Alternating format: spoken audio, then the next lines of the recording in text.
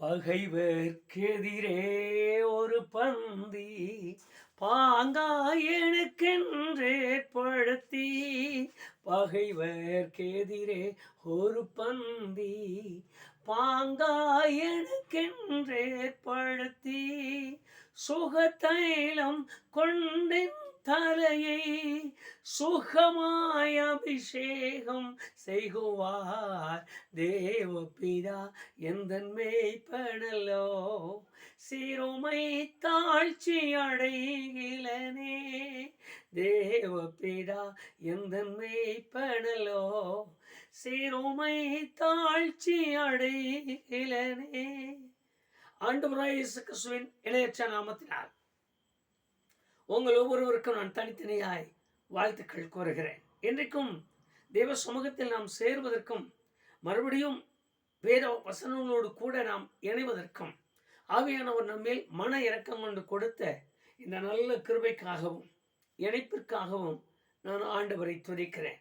நான் வேத வசனத்தில் நாம் வழக்கமாக பார்க்கிற எல்லா இடங்களிலும் பிரசங்கிக்கிற அநேக தரம் கேட்டிருக்கிற ஒரு வேத சம்பவத்தை நாம் நம்முடைய நினைவிற்கு கொண்டு வருவோம்.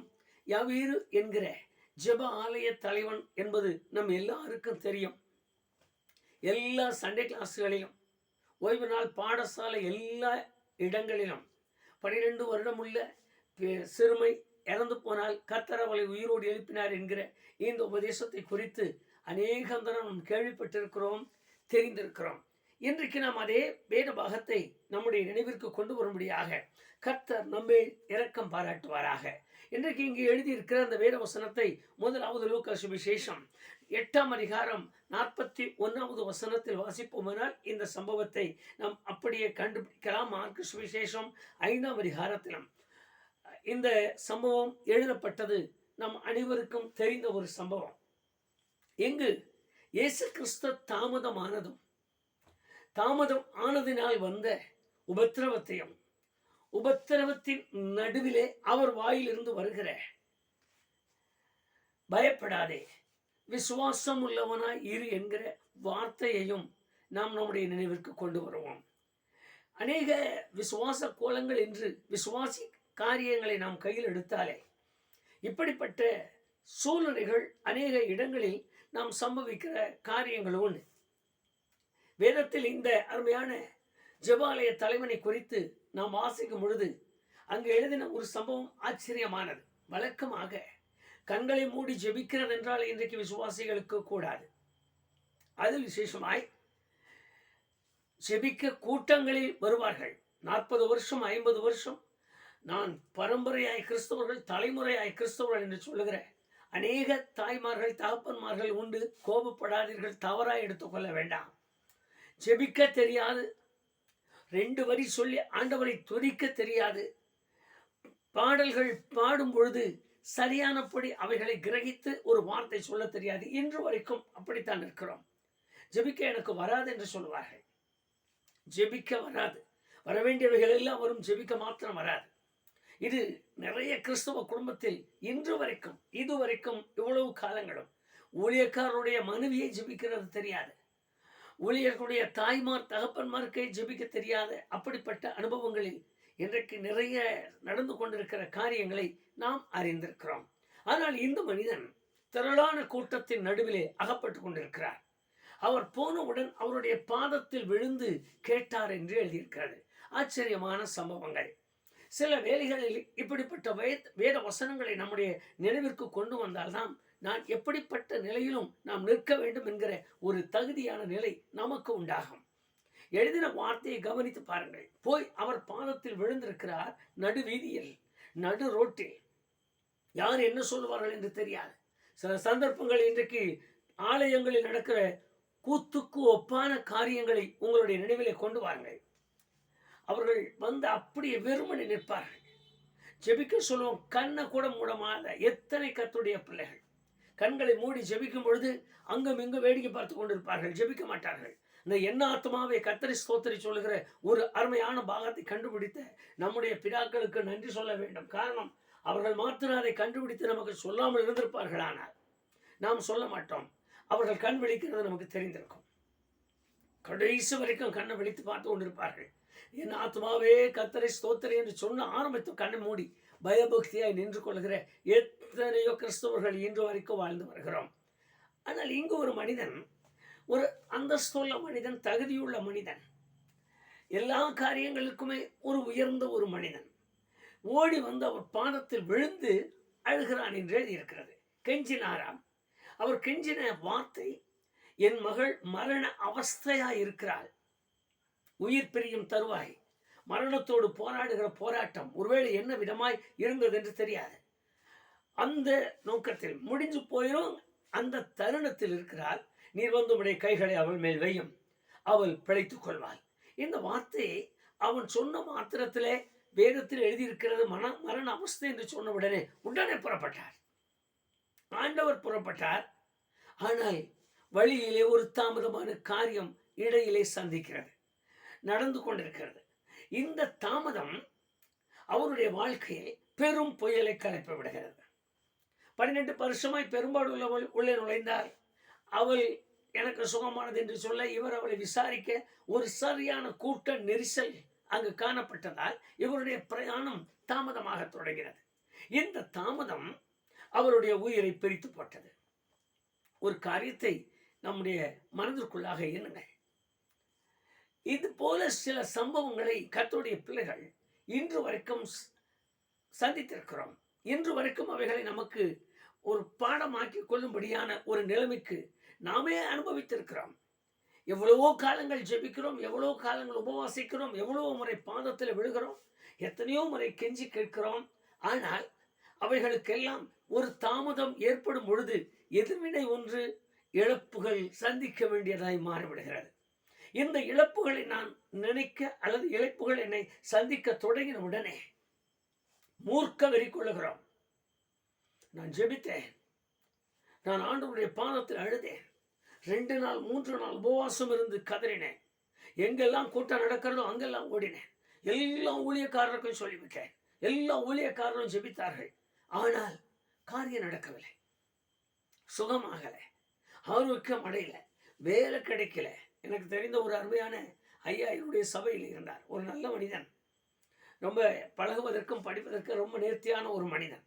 ஒரு முறை அவருக்கு ஒரு வேலை வாய்ப்புக்காக தபால் கிடைத்தது. அதை எடுத்துக்கொண்டு வந்தார் ஜெபிக்கிறதற்காக. ஆலயத்திற்கு வந்தார், கருத்தாய் ஜெபம் பண்ணினோம். அந்த தாள்களை வைத்து ஜெபித்து, ஆண்டவரே ஒரு வேலை கொடுப்பீரனால் பிழைத்துக் கொள்வார் என்று சொல்லி அனுப்பி வைத்தோம். அவருக்கு வேலை கிடைக்கல. அவர் 2-3 வாரம் ஆலயத்துக்கு வந்து கொண்டிருந்தார். பரவாயில்ல, இவ்வளவு தூரம் வந்திருக்காரேன்னு யோசிக்கிற அந்த நேரத்தில் இன்னொருவனுக்கு அந்த வேலை கிடைத்த உடனே அவர் அந்த ஆலயத்துக்கு வருகிறதை அப்படி நிறுத்திவிட்டார். ஆராதனைக்கு அவர் வருகிறதில்லை.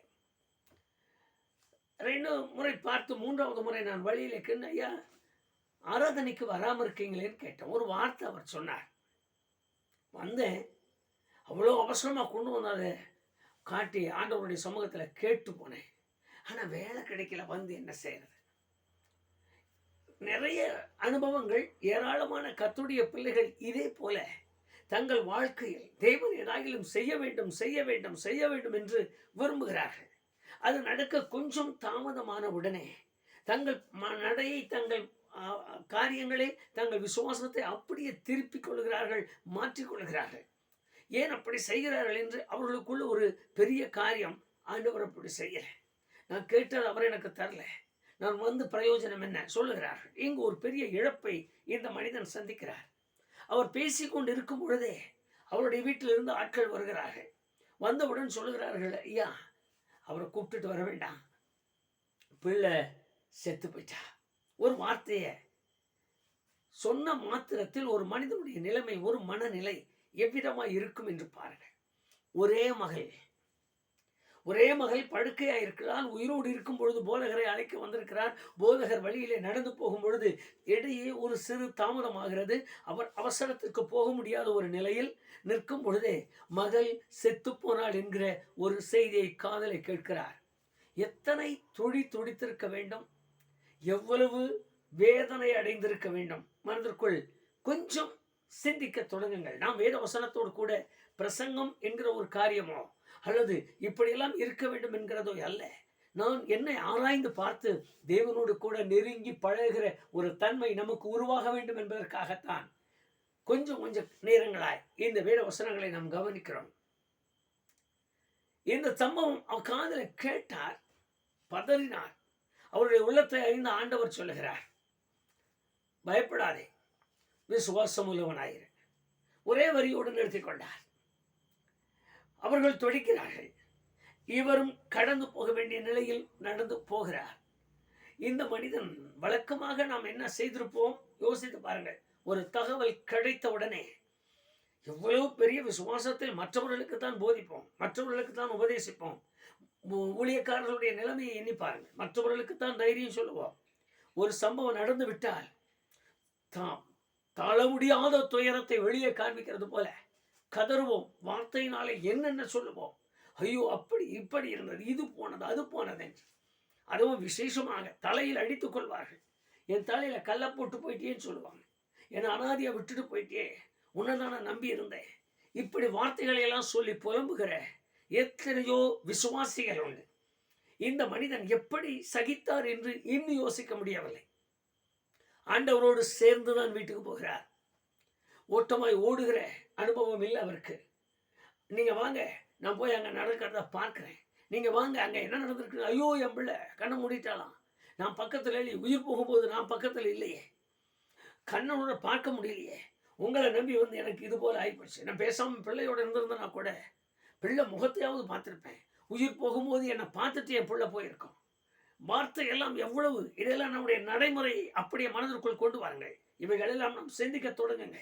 எவ்வளவாய் பேசியிருப்போம், எவ்வளவாய் நடந்திருப்போம். ஆனால் இந்த மனிதன் ஆண்டவர் பார்த்து சொல்கிறார், பயப்படாதே, விசுவாசம் உள்ளவனாயிரும். 2 வரி காதலை கேட்ட உடனே அமைதியாய் நிற்கிறார்.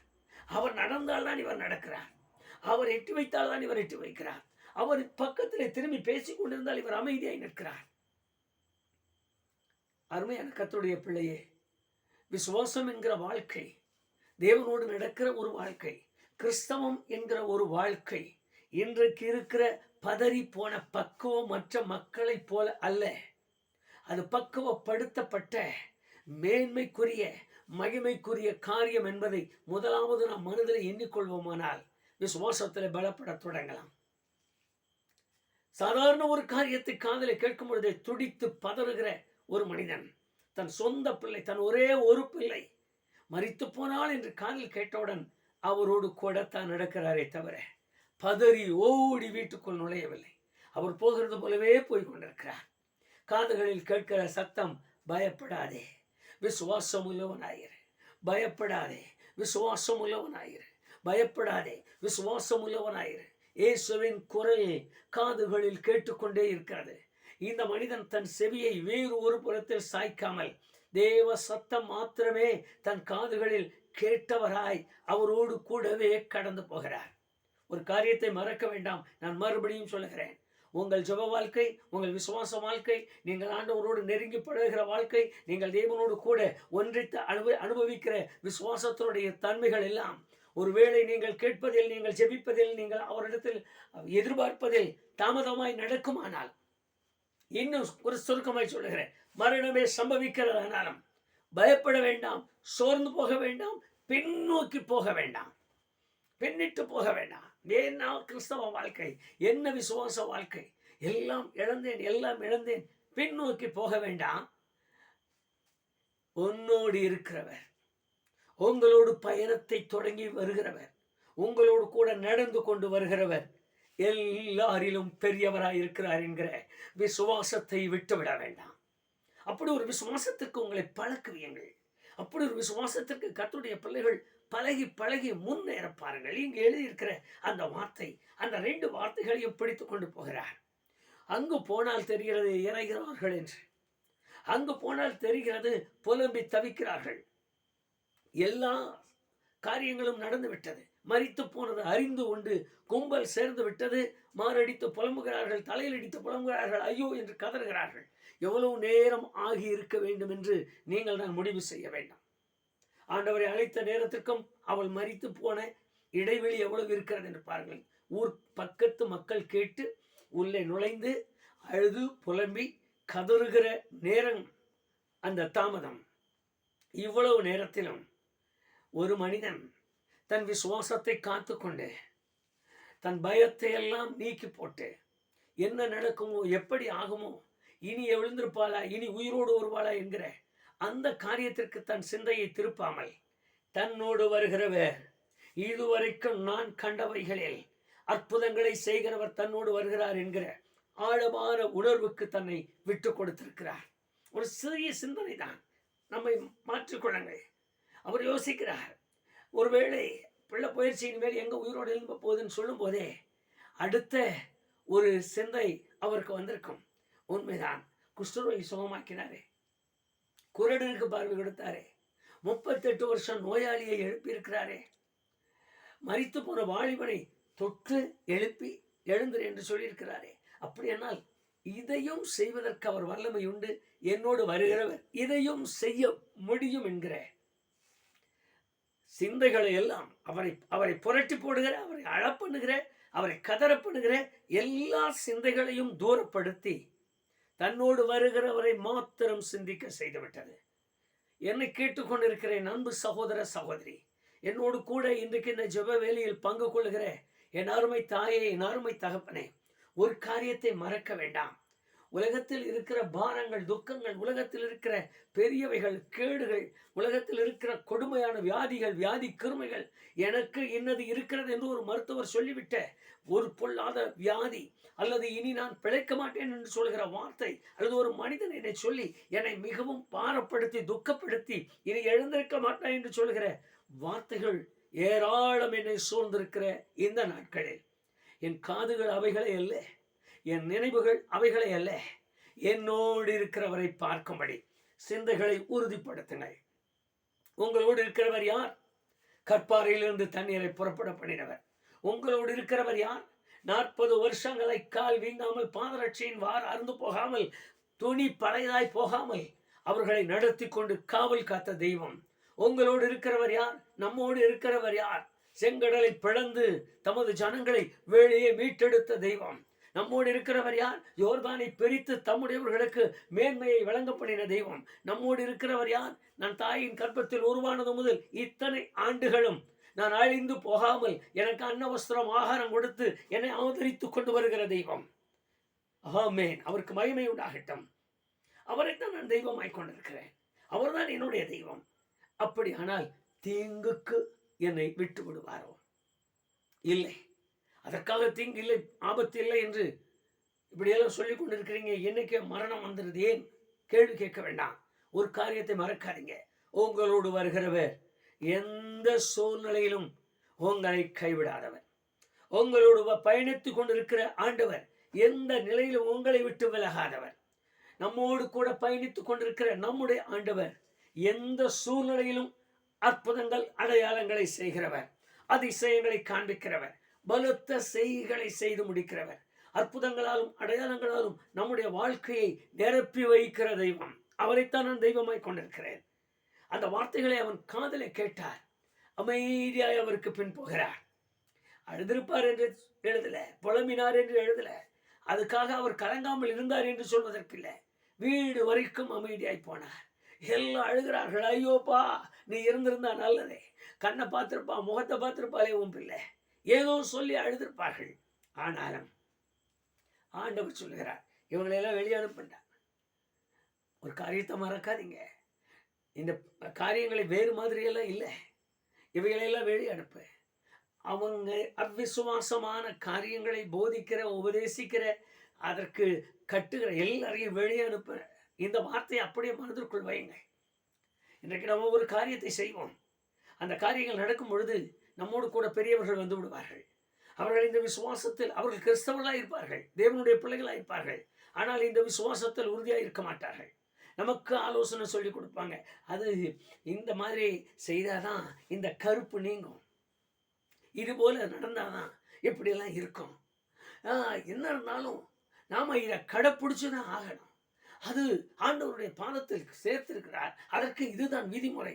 பல ஆழமான காரியங்களை நமக்கு சொல்லி பல காரியங்களால் நம்முடைய இருதயத்தை உடைப்பார்கள். வேதத்தில் எழுதியிருக்கிற வார்த்தையை கவனியுங்கள். எல்லாத்தையும் வெளியே அனுப்பு. இப்போ நீ இங்கே இருந்திருந்தா பரவாயில்லையே, அவனை முதல்ல வெளியே அனுப்பு. நாம கிறிஸ்தவங்க தலையில் ஒரு மெழுகுவத்தி, காலில் ஒரு மெழுகுவத்தி வச்சு மெழுகுவத்தி எரிச்சு இல்லை தீப்பந்தம் பிடிக்கணும். இப்போ புதுசாக ஒரு மார்க்கமெல்லாம் நம்ம ஆட்கள் கண்டுபிடிச்சிருக்காங்க. அவங்கள நெய்ப்பந்தம் பிடிக்கிறது போல நம்ம ஆட்கள் மெழுகுவத்தியை வச்சு சுற்றி நிற்கிறாங்க. சுற்றி நின்றுட்டு அந்த அம்மாவுக்கு உரிய ஒரு பாட்டு, அவங்க விருப்பப்படுற பாடல், பேரப்பிள்ளை பாடு, பேத்தி பாடு எல்லாம் செய்து கொண்டிருக்கிற இந்த காலங்கள் எல்லாம் ஆளுக்கு ஒரு ஆலோசனை. இந்த ஆலோசனை அங்கே வேதத்தில் இருக்கிற வார்த்தையை கவனிங்க, முடுக்கையாக வெளியே போகட்டும். அவர் சொல்ல அனுப்புவே, முதல் வெளியே அனுப்பு, அது பேச வேண்டாம்னு சொல்ல. நல்ல பாட்டு பாடுறாயா, நல்ல பாட்டு பாடி அழுகிறா, நல்ல பாட்டு பாடி ஜெபிக்கிற, வெளியே அனுப்பி அப்புறம் பேசிக்கலாம். இப்போ வார்த்தைகளை எல்லாம் படி கொஞ்சம் சிந்தனைக்கு கொண்டு வாங்க. எல்லாத்தையும் அனுப்ப போகட்டும். ஒன்று, பயப்படாத, விசுவாசம் உள்ளவனாயிரு. எல்லாம் வெளியே போன பின்புதான் அற்புதங்கள் நடக்க தொடங்கினது. ஆண்டவர் மகா பெரிய வல்லமையை விளங்க பண்ணுகிறவர். என்னோடு கூட இன்றைக்கு தெய்வீக மகிமையை அனுபவிக்க கேட்க காத்திருக்கிற அருமையான கர்த்தருடைய பிள்ளையே, எத்தனை பெரிய பிரச்சனைகளின் நடுவிலே விசுவாசத்தை எதிர்பார்க்கிறார். நான் பயப்படாமல் அவரை பின்பற்றும்படி எதிர்பார்க்கிறார். இன்னும் எத்தனை தாமதமானாலும் பொறுமையையும் காத்திருக்குதலையும் எதிர்பார்க்கிறார். கேட்டுக்கொண்டேன், பாதத்திலே விழுந்தேன், காரியம் நடக்கல. 2 முறை ஞாபகப்படுத்தின, காரியம் நடக்கல. எல்லாரும் வந்து சொல்லிட்டாங்க, காரியம் நடக்கல. தாமதத்தில் பொறுமையை எதிர்பார்க்கிறார். சூழ்நிலைகள் மாறி கலக்கம் பெரிதாகும் பொழுது என் தைரியத்தை எதிர்பார்க்கிறார். இல்லை இனி முடியாது என்று சொல்கிற விஷயத்தில், சூழ்நிலையில் என் விசுவாசத்தை எதிர்பார்க்கிறார். இந்த 3ம் நமக்குள்ளே ஆழமாய் இருக்குமானால் இன்றைக்கும் அற்புதங்களை எதிர்பார்க்கலாம், அதிசயங்களை எதிர்பார்க்கலாம். அவருடைய பாதத்தில் நம்மை அர்ப்பணிக்கலாமா? நல்ல பிதாவே, ஒரு வேத வசனத்தை நாங்கள் உற்று பார்க்க எங்களுக்கு கிருபை கொடுத்தேன். நாங்கள் இன்றைக்கு ஆண்டவரே ஒரு அருமையான தேவாலய தலைவனுடைய காரியத்தை குறித்து எங்களுடைய சிந்தனைக்கு எட்டியது போல உம்முடைய சமூகத்தில் நாங்கள் நினைவுக்கு வந்தோம். அந்த மனிதனை குறித்து நீ சொன்ன வார்த்தைகளை எல்லாம் நாங்கள் கொஞ்சமாய் சிந்திக்க தொடங்கினோம். எங்களுடைய மாம்சத்துக்கு ஏற்றது போல, எங்களுடைய அனுபவத்திற்கு ஏற்றது போல நாங்கள் சிந்திக்க தொடங்கினோம். அந்த மனுஷனுடைய பொறுமை, அந்த மனுஷனுடைய நிதானம் மாத்திரமல்ல, நீர் சொன்ன மாத்திரத்தில் பயப்படாதே, விசுவாசம் உள்ளவனாய் இரு என்று சொன்ன உடனே தாமதங்களின் நடுவிலே, பதட்டத்தின் நடுவிலே, துக்கத்தின் நடுவிலே, தாங்கவே முடியாத மனவேதனை குமரிக்கொண்டிருக்கிற அவைகளின் நடுவிலே உம்மோடு கூட பொறுமையாய் நடந்து வந்த அந்த நடைபாதையை இன்றைக்கு நாங்கள் நினைவுக்கு வருகிறோம். உம்முடைய பாதத்தில் காத்திருக்கிற, உம்மை விசுவாசித்திருக்கிற, உம்மை நம்பி இருக்கிற, உம்மோடு இணைந்திருக்கிற எல்லா பிள்ளைகளுக்கும் இப்படிப்பட்ட நிதானமான பொறுமையை தருவீராக. நிதானமாய் உம்மை பின்பற்றுகிற நல்ல பயமற்ற விசுவாசம் நிறைந்த வாழ்க்கையை நீர் கட்டளையிடுவீராக. மாத்திரமல்ல, உம்மால் அற்புதம் செய்கிறவர் என்னோடு இருக்கிறார் என்கிற அந்த ஆழ்ந்த விசுவாசத்தில் அவர்களை நடத்துவீராக. எனக்காக என்னுடைய காரியங்களில் ஆண்டவர் கவனமாக இருந்து அவர் ஒரு அற்புதத்தை என்னில் நடத்த போகிறார் என்கிற நம்பிக்கையோடு கூட நிற்கிற உள்ளத்தை தருவீராக. மனம் பதறி இந்த விசுவாச மார்க்கத்தை விட்டு விடாமல், மனம் பதறி ஏதோ காரியமாய் உமது சமூகத்திலிருந்து விலகி போகாமல் இன்னும் இன்னும் பொறுமையோடு இருக்கிற உள்ளந்தார். எங்களை சுற்றி இருக்கிறவர்கள் எந்திரம் கட்டவும், எங்களை சுற்றி இருக்கிற பாடம் போடவும், எங்களை சுற்றி இருக்கிறவர்கள் இன்னொரு காரியத்தில் தலையிடவும் சொல்லி எங்களுக்கு ஆலோசனை சொல்லும் பொழுது உம்முடைய பிள்ளைகள் அவைகளை தள்ளிவிட்டு தன்னோடு நடக்கிறவர்கள் தங்களோடு நடந்து கொண்டிருக்கிறவரை விசுவாசித்து அற்புதங்களை பெற்றுக்கொள்கிற பெரிய பாக்கியத்திற்கு அவர்களை நடத்துவீராக. ஒருவரும் மனந்தளர்ந்து போகாமல் திடப்படுத்தும் காத்துக்கொள்ளும் கிருபைக்குள்ளாக்கும் இயேசு கிறிஸ்துவின் நாமத்தில் ஜெபிக்கிறேன் பிதாவே, ஆமென், ஆமென். ஜெபாலய தலைவனோடு கூட நடந்து போய் வீட்டிலே அற்புதங்களை செய்து நிரந்தரமாய் அவன் துக்கத்தையும் வேதனையும் மாற்றி அமைத்த தெய்வம் உங்கள் எல்லாருடைய வாழ்க்கையிலும் நடந்து வீட்டில் உள்ளே நுழைந்து துக்கங்கள், பாரங்கள், வீட்டின் பிரச்சனைகள் எல்லாவற்றையும் நீக்கி ஆறுதல் தருவாராக. ஆமென், ஆமென்.